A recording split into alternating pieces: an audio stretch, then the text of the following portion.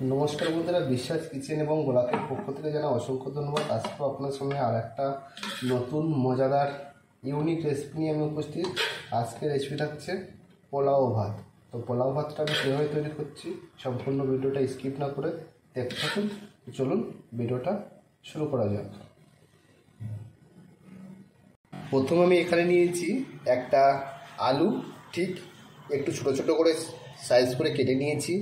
একটা গাজর কেটে নিয়েছি, একটা হাফ ক্যাপসিকাম, দুটো কাঁচা লঙ্কা কুচি করে নিয়েছি, একটা পেঁয়াজ কুচি করে নিয়েছি, একটু আদা কুচি করে নিয়েছি, একটু রসুন কুচি করে নিয়েছি, 3টে এলাচ, 4টে দারুচিনি, দুটো লবঙ্গ আর একটা তেজপাতা।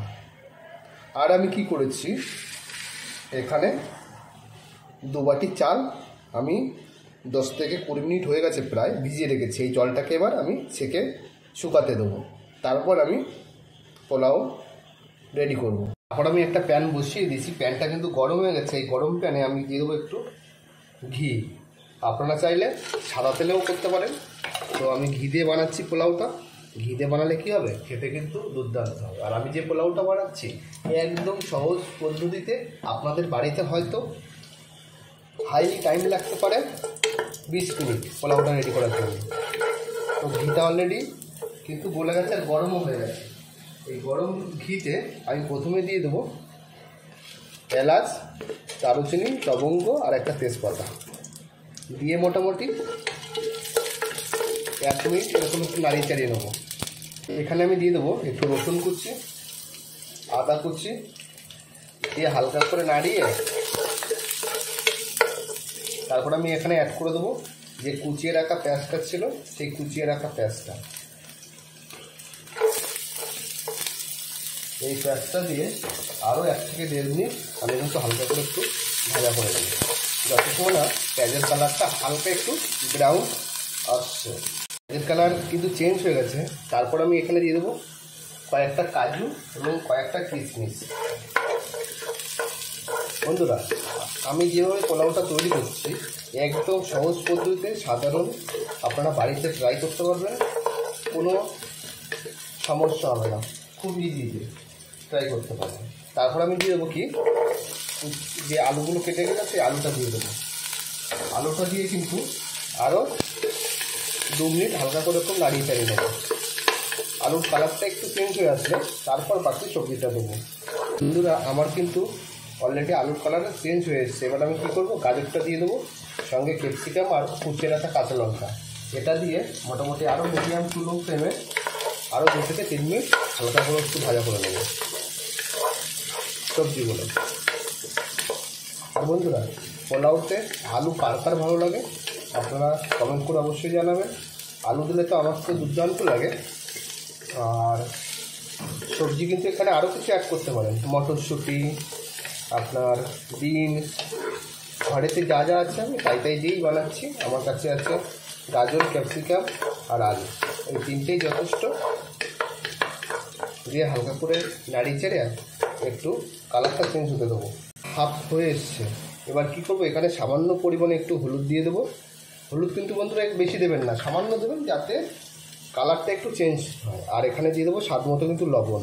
আমি কিন্তু লবণ কিন্তু যখন চালটা ভিজিয়েছিলাম তখন কিন্তু লবণ দিইনি, আমি একবারে লবণটা দিয়ে দিচ্ছি। দিয়ে মোটামুটি হালকা করে নাড়িয়ে আরও 1 থেকে 1.5 মিনিট লো ফ্লেমে আমি কিন্তু সবজিটা ভালো করে ভেজে নেব। আর দেখতে পাচ্ছ এখানে কিন্তু আমি কাজু আর কিশমিশটা কিন্তু আগেই দিয়ে দিয়েছি। অনেকে কী করে, কাজু আর কিশমিশটা কিন্তু ভেজে তুলে আলাদা করে রেখে দেয়, তারপর লাস্টে দেয়। আমি কিন্তু প্রথমেই দিয়ে দিয়েছি, তারপর সবজিটা দিয়ে দিয়েছি। এই কারণে কিন্তু কাজু আর কিশমিশটা কিন্তু একটাও পুড়ে যাওয়ার সম্ভাবনা থাকবে না। এই যে দেখতে পাচ্ছ, একটাও কাজু আর কিশমিশ পড়বে না। এরকম নাড়াতে থাকবো, নাড়াতে নাড়াতে দেখবো যে যখনই এর কালারটা চেঞ্জ হয়ে যাচ্ছে তখন আমি যে চালটা আগে থাকতে ভিজিয়ে রেখেছিলাম সেই চালটা কিন্তু আমি এবার দিয়ে দেবো। এখানে চাল নিয়েছি কিন্তু আমি 2.5 বাটি। চালটা দেখতে পাচ্ছ ঝরঝরে পুরো শুকনো চাল। এই চালটা কিন্তু এবার ভালো করে আমি কিন্তু ভাজা করে নেবো। মোটামুটি ফ্লেমটা এবার হালকা একটু লো, মিডিয়াম টু হাই ফ্লেমের মিডিলে রাখবেন, রেখে মোটামুটি একটু নাড়াতে থাকবেন। তো এখানে মনে হচ্ছে সামান্য পরিমাণে একটু হলুদ কম লাগছে, তো আপনারা চাইলে একটু দিয়ে দিতে পারেন, আমার মনে হচ্ছে একটু কম, সেই জন্য আমি সামান্য দিয়ে দিচ্ছি। আর আপনারা চাইলে নাও দিতে পারেন, স্কিপ করে দিতে পারেন। দিয়ে হালকা করে নাড়িয়ে চাড়িয়ে এটাকে মোটামুটি 2 থেকে 3 মিনিট আমি ভাজা করে নেবো। প্রায় রাইসটা ভাজা হয়ে গেছে, দেখতে পাচ্ছ কতটা সুন্দর ঝরঝরে। ঠিক এরকম ঝরঝরে ভাব চলে আসলে তখন কি করবে, এখানে স্বাদ মতো একটু চিনি দিয়ে দেবেন। আপনারা যেমন মিষ্টি খাবেন ঠিক সেরকম চিনি দিয়ে দেবেন। অনেকে পোলাও চিনি বেশি খায়, একটু কম খায়, যে যেমন মিষ্টি খাবে সে সেরকমই চিনি ব্যবহার করবে। চিনিটা দিয়ে আরও মোটামুটি 1 থেকে 1.5 মিনিট একটু ভালোভাবে নাড়িয়ে নেবে। দেখতে হচ্ছে মনে হচ্ছে না পোলাও এখনই হয়ে গেছে, কালারটা কত দুর্দান্ত এসছে, সেই সাথে রাইসটাও কত ঝরঝরে। আর এরপরে যে মেন গুরুত্বপূর্ণ স্টেপ সেটাই জানার বিষয়। পোলাও রান্না করতে গেলে কোনটা সবচেয়ে গুরুত্বপূর্ণ, সেটা হচ্ছে কী পরিমাণে আপনারা জল ইউজ করবেন। সেই জলটাই কিন্তু এখানে গুরুত্বপূর্ণ। সেই জলের মাপটা যদি আপনাদের ঠিকঠাক হয় তাহলে কিন্তু পোলাও কিন্তু 1 নম্বর পোলাও হবে, কোনো 2 নম্বর পোলাও হবে। তো এখানে আমি নিয়ে নিয়েছি 2.5 বাটি চাল। 2.5 বাটি চালে আপনার দিতে হবে 1.5 গুণ জল।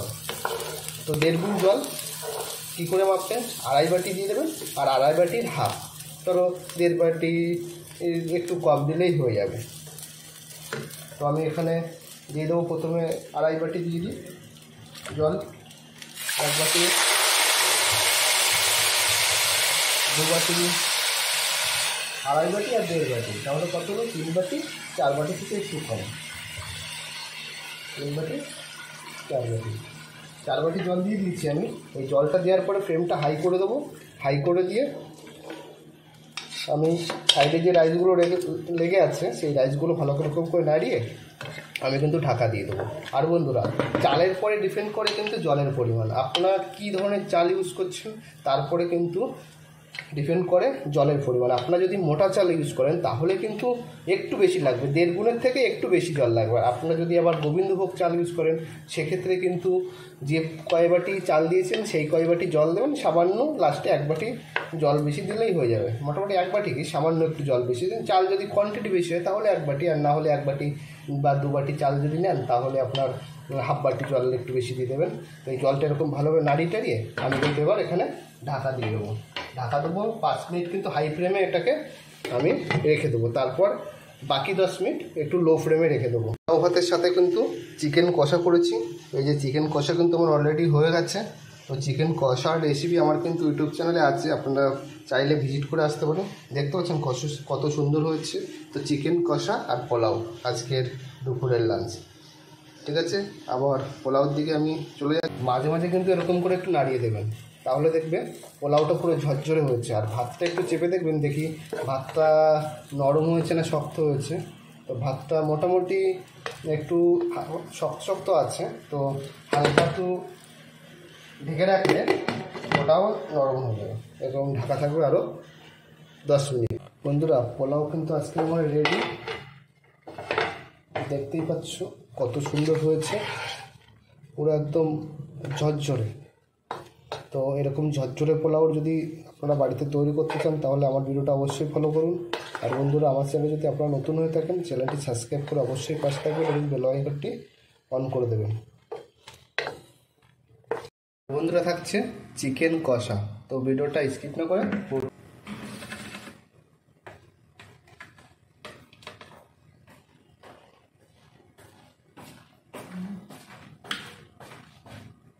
বন্ধুরা, এই যে আমার ভাই, ভালো হয়েছে, সুন্দর হয়েছে, ব্যাপক টেস্ট। ব্যাপক টেস্ট? কিরকম টেস্ট সেটা বলো, ব্যাখ্যা দাও। মানে প্রপার যে টেস্ট সেরকম টেস্টই পাওয়া যাচ্ছে। ঠিক আছে, আপনারা তৈরি করুন, বাড়িতে বানান, বুঝতে পারবেন খেয়ে। কীভাবে জানাবেন? বানাতে গেলে তো ভিডিওটা দেখতে হবে। হ্যাঁ, ভিডিওটা দেখতে হবে, দেখবে তো? ভিডিও দেখবে অবশ্যই। ঠিক আছে, চলুন।